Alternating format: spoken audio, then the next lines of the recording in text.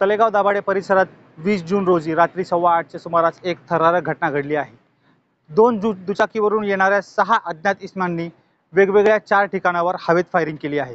हनुमान मंदिर, गजानन महाराज चौक, शाळा चौक तथा राजेंद्र चौक व तुकाराम नगर या ठिकाणी हवेत गोळीबार करून दहशत माजवण्याचा प्रकार या आरोपींनी केला आहे। या घटनेमुळे संपूर्ण परिसरात एकच खळबळ उडाली आहे। घटनेची माहिती मिळताच तळेगाव दाभाडे पोलीस घटनास्थळी दाखल झाले। पोलिसांच्या हाती सीसीटीव्ही फुटेज लागले आहे काही ठिकाणचे, त्यावरून पोलीस या आरोपींचा शोध घेत आहेत।